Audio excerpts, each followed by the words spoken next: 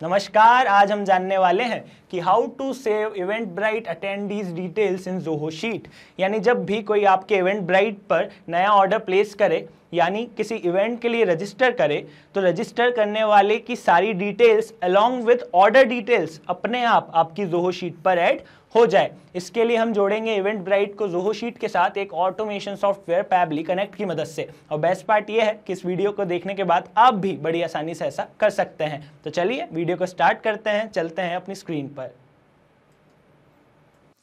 तो सबसे पहले आपको अपने ब्राउज़र पर टाइप करना है pabbly.com/connect और प्रेस कर देंगे इंटर। ऐसा करने के बाद पैबली कनेक्ट का ये लैंडिंग पेज हमारे सामने आता है। मेरा ऑलरेडी अकाउंट है इसलिए मैं करूँगा साइन इन। अगर आपका अकाउंट नहीं हो तो आप कीजिएगा साइन अप फॉर फ्री। इसके बाद आपको कुछ फ्री टास्क मिलते हैं जिसकी मदद से आप ये ऑटोमेशन बना सकते हैं। तो चलिए बिना किसी देरी के हम करते हैं साइन इन। अब इन 5 ऐप्स में से हमें चूज़ करना है पैबली कनेक्ट को, इसलिए हम जाएंगे एक्सेस नाउ पर। ऐसा करने के बाद पैबली कनेक्ट का डैशबोर्ड हमारे सामने आता है जिसमें हम जाएंगे क्रिएट वर्कफ्लो पे और अपने इस वर्कफ्लो को, अपने इस ऑटोमेशन को एक नाम देंगे। तो जैसा कि आप जानते हैं कि आज हम जोड़ने वाले हैं इवेंटब्राइट को ज़ोहो शीट के साथ, तो मैं इसे नाम दे देता हूँ इवेंटब्राइट टू ज़ोहो शीट। आप अपने हिसाब से इसे कुछ भी नाम दे सकते हैं और फिर क्लिक कीजिएगा क्रिएट पर। ऐसा करने के बाद पैबली कनेक्ट की ये 2 विंडोज़ हमारे सामने आती हैं। पहली है ट्रिगर, दूसरी है एक्शन। हमारा ये जो ऑटोमेशन है वो इन ट्रिगर और एक्शन पर ही बेस्ड होता है। बेसिकली हमें इनमें उन ऐप्स और फीचर्स को चूज़ करना है आज हम जिनका इस्तेमाल करने वाले हैं। ओके, तो आज हम क्या चाहते हैं?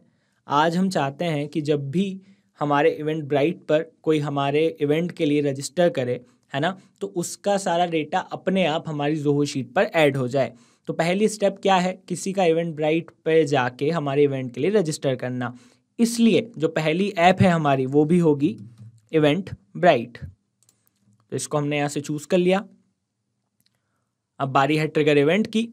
तो ट्रिगर इवेंट होता है वो इवेंट जिसके बाद हमारा ये ट्रिगर, हमारा ये ऑटोमेशन अपने आप काम करने लगे। तो अभी हमारा ट्रिगर इवेंट क्या है? अभी हमारा ट्रिगर इवेंट रहेगा न्यू ऑर्डर, है ना। इट मीन्स कि जब भी इवेंटब्राइट पर कोई न्यू ऑर्डर है, इट मीन्स न्यू रजिस्ट्रेशन है, kind of a same thing. Okay, तो इसलिए हमारा ट्रिगर इवेंट है न्यू ऑर्डर। उसके बाद क्लिक करेंगे कनेक्ट पर। जब भी न्यू ऑर्डर आए तो हमारा ट्रिगर काम करने लगे। जाएंगे ऐड न्यू कनेक्शन पर, जाएंगे कनेक्ट विथ इवेंटब्राइट पर, इवेंटब्राइट अलाउ कर देंगे। ओके, मैंने साइड में इवेंटब्राइट खोल लिया था इसलिए मुझसे ये डायरेक्ट हो गया। हो सकता है आपसे आपके इवेंटब्राइट के क्रेडेंशियल मांगे तो वो दे दीजिएगा। ओके, अब देखिए यहाँ पर हमें चूज़ करना है अपना ऑर्गेनाइजेशन और इवेंट। तो मेरा इवेंटब्राइट पर एक ही ऑर्गेनाइजेशन है तो उसको मैंने चूज़ कर लिया।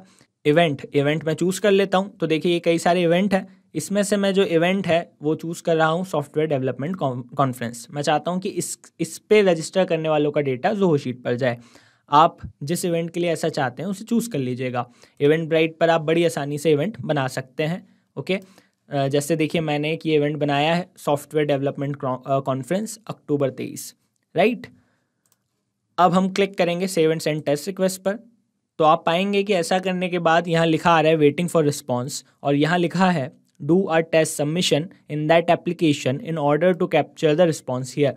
यानी हमें अपने इस पर्टिकुलर इवेंट पर जाकर एक टेस्ट सबमिशन करना है जिससे हमें वो डेटा जो है वो मिल सके। तो हम जाएंगे अपने इवेंटब्राइट पर, जिस भी इवेंट को चूज़ किया उसे खोल लेंगे। ओके, इसको हम रजिस्टर करेंगे। ओके, क्लिक करता हूँ रजिस्टर पर। तो देखिए ये कुछ बेसिक इन्फॉर्मेशन है, एक फॉर्म आ गया है जो मुझे भरनी है, तो मैं अपना फॉर्म भर देता हूँ। ठीक है, तो यहाँ पर हम एक टेस्ट रिस्पॉन्स कर देंगे। तो मैं लिख देता हूँ first name test, last name user, email address यही रहने देता हूँ, राइट। क्लिक कर देता हूँ टिक पर। ये बस हम एक डमी रिस्पॉन्स कर रहे हैं। ऐसा क्यों करते हैं मैं अभी आपको आगे चल के समझ आ जाएगा। क्लिक कीजिएगा रजिस्टर पर। तो ऐसा करने से देखिए ये रजिस्ट्रेशन हमारा डन हो जाता है। ओके, अब आप पाएंगे कि जब भी हमारा रजिस्ट्रेशन डन है और अगर अभी तक हमने सब कुछ सही किया है तो हमने ये जो डिटेल्स डाली हैं इसका रिस्पांस हमें यहाँ पर मिल जाएगा। तो देखिए ये रिस्पांस मिल गया है। क्या मिला है? Order placed, right, WebBook ID, user ID, API URL और कॉन्फ़िगर एंड पॉइंट URL। पर अगर आप एक चीज़ नोटिस करेंगे, जो रिस्पॉन्स हमें चाहिए था, मतलब मैं क्या चाहता हूँ कि जब भी कोई इवेंट के लिए रजिस्टर करे तो उस पर्सन का नेम आए, उसका सरनेम आए, उसका ईमेल आए, है ना, ये सब चीज़ें मैं चाहता हूँ मुझे मिलें, पर वो सारी चीज़ें तो मुझे यहाँ पर नहीं मिली हैं, राइट। तो वो सारी चीज़ें हमें कैसे मिलती हैं, वो सारी चीज़ों के लिए हमें एक एक्शन परफॉर्म करना पड़ता है वापस इवेंटब्राइट के साथ। तो इसको मैंने चूज़ कर लिया। एक्शन इवेंट रहेगा get attendee by order ID. Okay, click करेंगे कनेक्ट पर। तो ऐसा करने से क्या है कि हमें जो अटेंडी की डिटेल्स हैं वो सब मिल जाएंगी। जाएंगे ऐड न्यू कनेक्शन पर, क्लिक करेंगे कनेक्ट विथ इवेंटब्राइट पर। वैसे हम सिलेक्ट एक्सिस्टिंग कनेक्शन पे भी जा सकते थे क्योंकि हमने एक बार कर लिया है, पर ठीक है चलिए। अब हमें यहाँ पर ऑर्डर आईडी डालनी है। तो देखिए हमारी जो ऑर्डर आईडी है वो बेसिकली जो हमारा ये API URL है इसमें छुपी हुई है। ये जो ऑर्डर्स के बाद ये जो नंबर है, ये पर्टिकुलर नंबर हमारी ऑर्डर आईडी है। ओके, और अब ये ऑर्डर आईडी हमें यहाँ पर चूज़ करनी है, मैप करना है। पर आप पाएंगे चूज़ कैसे करते हैं मैं बता रहा हूँ। तो देखिए ये ऑर्डर आईडी अगर मैं API URL को यहाँ से चूज़ करता हूँ तो ये पूरी नहीं आती है, खाली इतना पार्ट आता है। ओके, और हमें यहाँ पे चूज़ करना बहुत ज़रूरी है, हम ये कॉपी पेस्ट नहीं कर सकते। ओके, हम ऐसा इसलिए करते हैं क्योंकि जो ये ऑर्डर आईडी है वो एक वेरिएबल है। समझने की बात है, देखिए वेरिएबल वो चीज़ जो बार बार बदलेगी।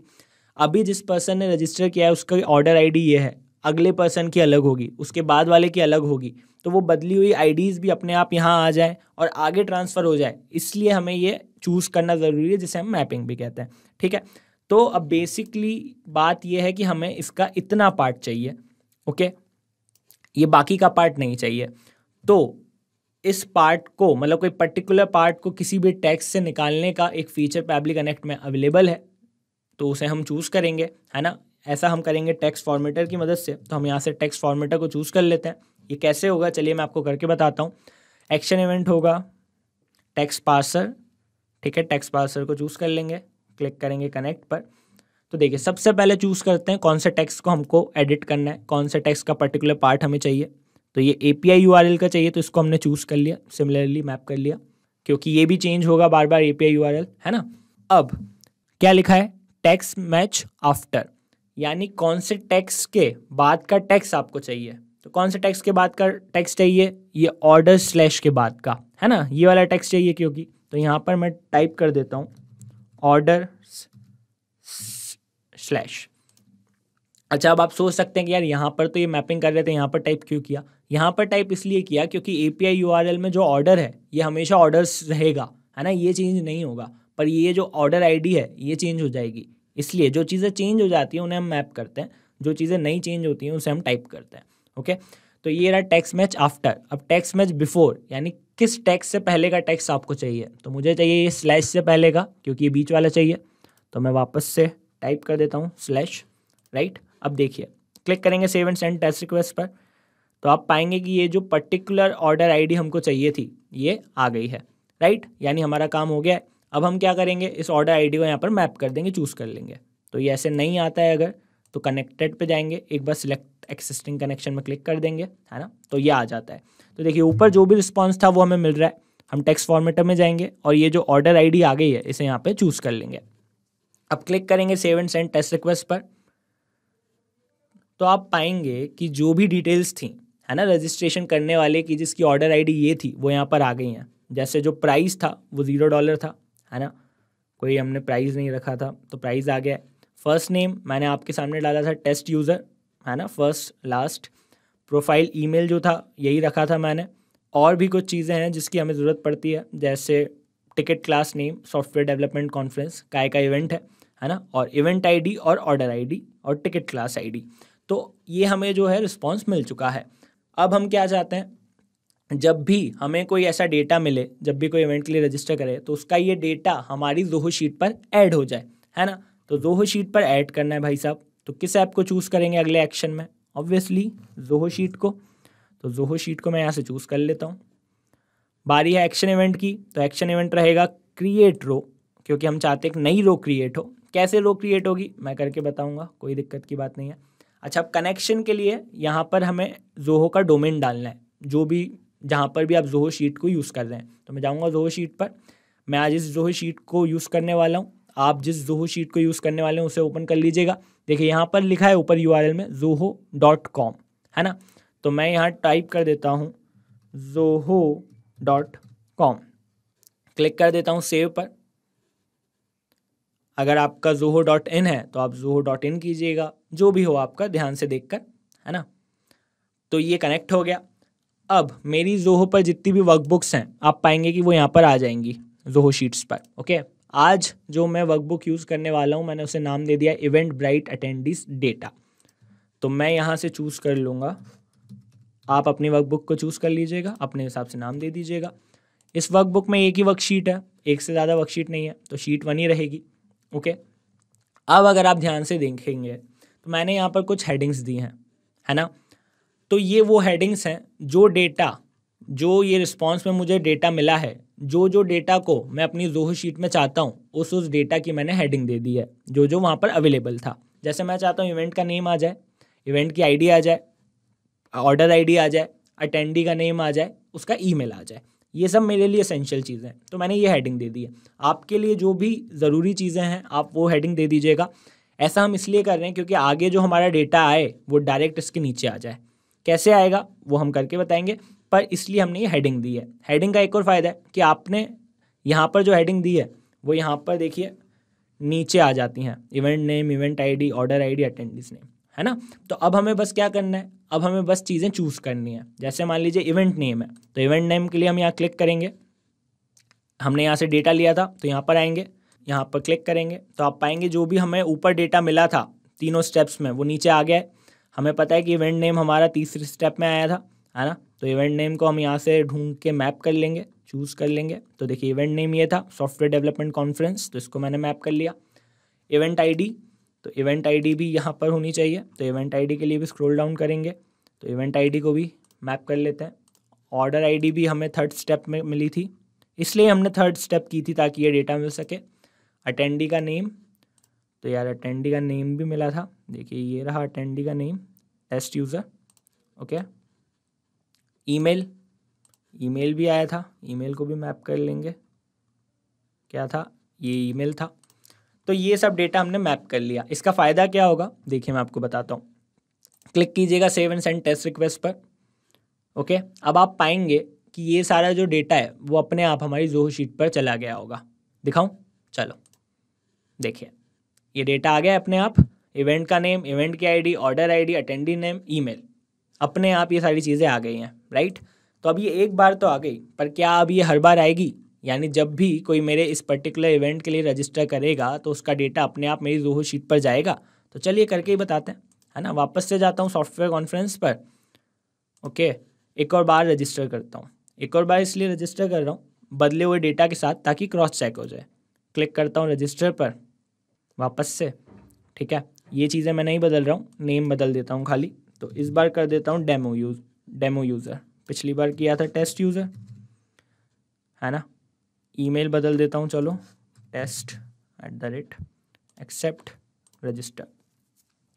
अब अगर हमारा सही ऑटोमेशन बना होगा तो ये डेटा अपने आप वहाँ पर पहुँच गया होगा, ठीक है। तो चलिए मैं चलता हूँ यहाँ पर हमारे इवेंट ब्राइट पर। तो देखिए यहाँ पर आ गया इवेंट, सेम इवेंट के लिए क्या है तो इसलिए आ गया है ना। इवेंट आईडी आ गई है, इवेंट आईडी तो क्योंकि सेम ही रहेगी, सेम इवेंट है। ऑर्डर आईडी देखिए चेंज हो गई है, इसलिए हमने वहाँ पे मैपिंग की थी ताकि ऑर्डर आईडी बदल के आए। देखिए नई आईडी आई है ना, नया नेम आया है और नया ईमेल आया है। ये नेम और ईमेल हमने अभी डाला था। इट मीन्स कि हमारा ये जो ऑटोमेशन है बन गया है। बहुत सिंपल सा ऑटोमेशन था। हमने क्या किया ब्रीफ में बता देता हूँ। एक बार इवेंट ब्राइट को इंटीग्रेट किया पैबली कनेक्ट के साथ, फिर जो भी हमारी डिटेल्स थी अटेंडी की वो हमने get attendee by order ID की हेल्प से निकाल ली, टेक्स्ट फॉर्मेटर का यूज़ किया और फिर इन सबको इंटीग्रेट कर दिया जोहो शीट के साथ। एज अ रिजल्ट क्या हुआ, अब जब भी कोई मेरे इस इवेंट के लिए रजिस्टर करेगा तो उस पर्सन का डेटा अपने आप मेरे जोहो शीट पर ऐड हो जाएगा। अब अगर आप भी इसी ऑटोमेशन को यूज़ करना चाहते हैं तो इसकी लिंक मैं अपनी यूट्यूब वीडियो के डिस्क्रिप्शन में डाल दूंगा, उस पर क्लिक करके आप इसे बड़ी आसानी से यूज़ कर सकते हैं। अच्छा, कई बार हमारे क्लाइंट्स का डाउट होता है कि क्या हर बार जब कोई इसके लिए रजिस्टर करेगा तो हमें एक नया ऑटोमेशन बनाना पड़ेगा? तो नहीं मेरे दोस्त, इस पर्टिकुलर इवेंट के लिए आपको बस एक बार ये ऑटोमेशन बनाना है। अब जब भी कोई आपका इस पर्टिकुलर इवेंट के लिए रजिस्टर करेगा तो उसका डेटा अपने आप इस जोहो शीट पर आ जाएगा। अब आपको हमारे इस वीडियो में कोई भी डाउट हो, कोई भी क्वेरी हो या कोई भी क्वेश्चन हो तो आप हमसे पूछ सकते हैं यहाँ पर। और इसके अलावा अगर आपको यह वीडियो अच्छा लगा हो तो इसे लाइक ज़रूर करें, इस वीडियो को शेयर करें और हमारे चैनल को सब्सक्राइब करें। तो चलिए मिलते हैं अगले वीडियो में। Thank you so much.